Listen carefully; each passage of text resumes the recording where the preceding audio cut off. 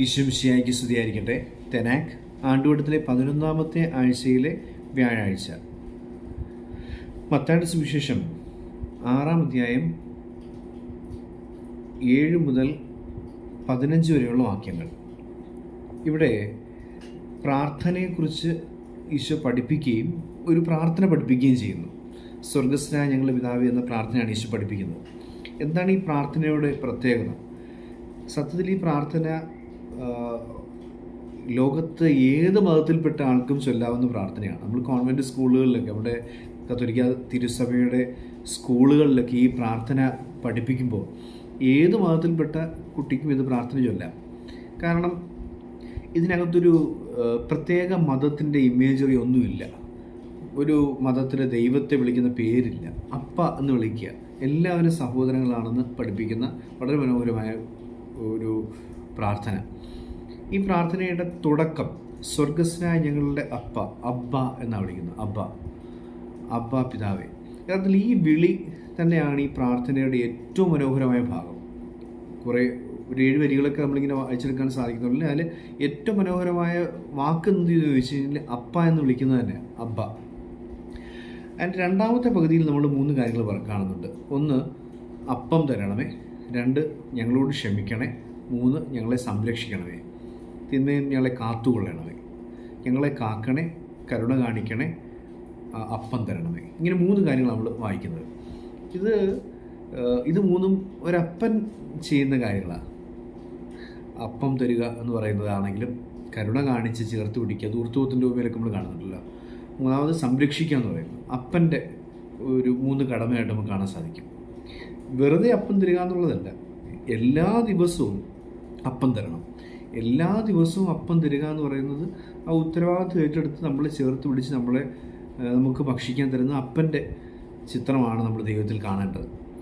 2, കരുണ ശീലിപ്പിച്ചിട്ട് കരുണ തിരികുക. വെറുതെ കരുണ കാണിക്കുക എന്നുള്ളതല്ല, നീ കരുണ കാണിക്കണം എന്ന് പറഞ്ഞ് നമ്മളെ കരുണ കാണിക്കേണ്ടതിനെക്കുറിച്ച്, അതായത് അപ്പൻ്റെ സ്വഭാവത്തിലേക്ക് നമ്മളെ ശീലിപ്പിക്കുകയാണ്. അപ്പൻ്റെ സ്വഭാവം പഠിപ്പിച്ചെടുത്തിട്ട് കരുണ തരുന്ന അതാണ് നമ്മൾ ആ കരുണ കാണിക്കുക എന്ന് പറയുന്നത് നമ്മൾ കാണുന്നത്. 3ാമതായിട്ട് സംരക്ഷിക്കുക എന്ന് പറയുമ്പോഴത്തേക്ക് എല്ലാ തിന്മയിൽ നിന്നും സംരക്ഷിക്കുക എന്നുള്ളത്. എന്തൊക്കെയാണോ തിന്മയായിട്ടുള്ളത്, അപകടങ്ങളിൽ നിന്ന് സംരക്ഷിക്കുക എന്നുള്ളതല്ല, തിന്മയായിട്ടുള്ളത് എന്തൊക്കെയാണോ അതിൽ നിന്നെല്ലാം സംരക്ഷിക്കുക എന്നുള്ളത്. അപ്പോൾ ഈ അപ്പം തരുന്നത് എല്ലാ ദിവസവും, കരുണ കാണിക്കുന്നത് കരുണ പഠിപ്പിച്ചിട്ടാണ്. പിന്നീട് സംരക്ഷിക്കുന്നത് സംരക്ഷിക്കുക എന്ന് പറയപ്പെടുന്നത് സകല തിന്മയിൽ നിന്ന് സംരക്ഷിക്കുക എന്നുള്ളത്. അപ്പോൾ ഇത് യഥാർത്ഥത്തിൽ ഒരു അപ്പൻ്റെ വ്യക്തമായ ഇടപെടൽ നമുക്കിതിനെ വായിച്ചെടുക്കാൻ സാധിക്കും.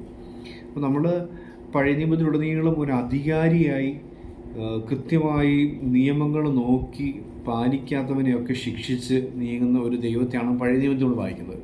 അപ്പോൾ ഈശോ അതിനെ നിന്ന് പൊളിച്ചെഴുതിയ, ഈശോ അത് പുതുക്കി എഴുതുന്നത് ഇങ്ങനെയാണ്: ഇത് നിൻ്റെ അപ്പനാണ്, നിന്നെ സ്നേഹിക്കുന്ന നിൻ്റെ അപ്പൻ, എല്ലാ ദിവസവും നിനക്ക് അപ്പം തരുന്ന അപ്പൻ, എല്ലാ ദിവസവും നിന്നെ കരുണ പഠിപ്പിച്ചുകൊണ്ട് നിന്നോട് കരുണ കാണിക്കുന്ന അപ്പൻ, എല്ലാ ദിവസവും നിന്നെ സകല തിന്മയിൽ നിന്നും ചേർത്ത് പിടിക്കുന്ന അപ്പൻ എന്ന് ഈശോ നമ്മളെ ഈ പ്രാർത്ഥന വഴി പഠിപ്പിക്കുക.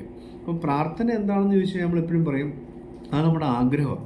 നമ്മൾ പ്രാർത്ഥനയായിട്ട് സമർപ്പിക്കുന്നതെല്ലാം നമ്മുടെ ആഗ്രഹങ്ങളാണ്. അല്ലെങ്കിൽ നമ്മൾ നേടിയെടുക്കാൻ ആഗ്രഹിക്കുന്ന കാര്യങ്ങളാണ്.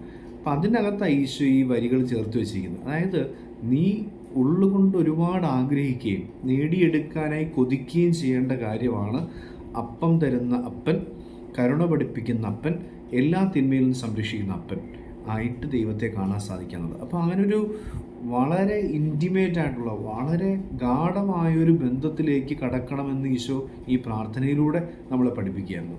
ഈ പ്രാർത്ഥന ഇറ്റ്സെൽഫ് ഇറ്റ്സ് എ കാറ്റഗിസം എന്ന് നമുക്ക് മനസ്സിലാക്കാൻ സാധിക്കും. അത് തന്നെ ഒരു മതബോധനമാണ്. അപ്പോൾ നമുക്ക് ഈശോ പഠിപ്പിച്ച ഈ പ്രാർത്ഥന ചൊല്ലിക്കൊണ്ട്, ഈശോയോടൊപ്പം ചൊല്ലിക്കൊണ്ട് സ്വർഗസ്ഥനായ സ്നേഹം നിറഞ്ഞ അപ്പൻ്റെ മക്കളായി സകലരെയും കാണുവാനുള്ള വിശാല മനസ്കതയിലേക്ക് ഈ പ്രാർത്ഥന വഴി നമുക്ക് ചുവടുവയ്ക്കാം. ദൈവം നമ്മെ അനുഗ്രഹിക്കട്ടെ.